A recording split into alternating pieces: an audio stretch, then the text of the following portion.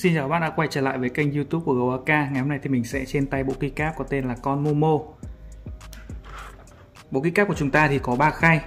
Khay đầu tiên là khay chứa hàng alpha và hàng F và hàng mode. Khay thứ hai thì chúng ta có phần numpad ở đây, phần arrow và những cái phím phụ khác.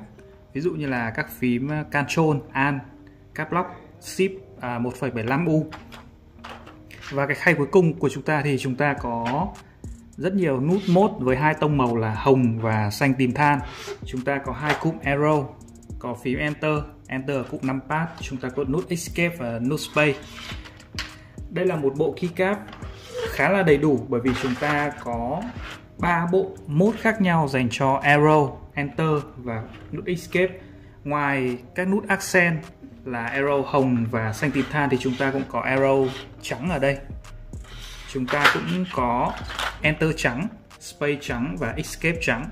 Như vậy là chúng ta có 3 bộ màu khác nhau: hồng, xanh tím than và trắng để chúng ta có thể thay đổi và kết hợp các keycap màu sắc với nhau. Tông màu chủ đạo của bộ keycap này thì là màu xanh tím than và màu hồng. Như các bạn có thể thấy ở trên hình là hầu hết tất cả các phím thì đều kết hợp giữa hai màu này, màu hồng và màu xanh tím than. Thậm chí cả các nút ví dụ như là nút command, nút alt, nút menu function cũng đều kết hợp hai màu này. Đi kèm với bộ keycap thì chúng ta cũng có shift ngắn là 1.75U ở đây để chúng ta có thể chơi những layout ví dụ như là layout 68, 84.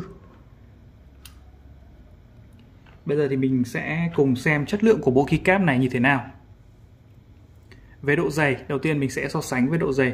Ở đây thì chúng ta có một bộ keycap đắt tiền hơn là bộ keycap của JTK. Chúng ta sẽ so sánh độ dày của hai keycap này. Thì các bạn có thể thấy là độ dày của bộ con Momo này cũng khá là dày. Cũng dày tương đương với bộ keycap của JTK. Nó sẽ dày khoảng 1,4 đến 1,5 mm. Ở phía dưới đáy của keycap thì các bạn có thể thấy là họ có in ký tự ở đây là R4, có nghĩa là round thứ 4 trên bàn phím. Như vậy là những bạn nào mà chưa thuộc hàng của bàn phím thì chúng ta có thể lật phía sau chiếc keycap lên, chúng ta xem ký tự bên trong là R1, R2, R3 hay R4 để chúng ta có thể lắp keycap vào đúng hàng của chiếc bàn phím. Như bộ bàn phím này thì họ đánh round từ phía dưới lên trên, có nghĩa là hàng dưới cùng có phím Ctrl và nút space này thì là round 1. Hàng Shift này, chữ M, chữ N thì cũng là round 1. Chúng ta có hai hàng cuối là round 1. Tiếp đến là round 2. Round 2 là hàng chữ K, chữ L, nút Enter. Tiếp đến hàng U, I, O, P này thì là round 3.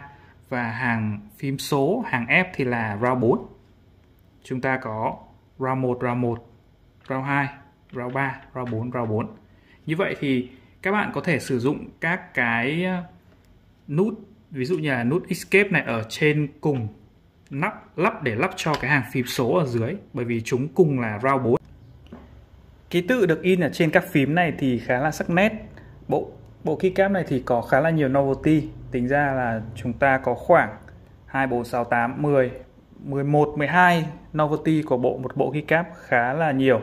Các bạn có thể thấy chi tiết ở trên keycap này là những cái đường nét in, những cái chấm tròn, chấm nhỏ, ký tự, cái đường nét màu hồng không hề bị lem mực. Độ hoàn thiện khá là cao. Với những chiếc keycap mà được in màu thì các bạn có thể thấy ở mặt phía bên dưới thì có hơi nhem màu một chút. Nhưng mà bởi vì khi chúng ta lắp keycap lên phím thì nó sẽ không hiện phần này, cho nên là nó sẽ không ảnh hưởng tới thẩm mỹ của chiếc keycap.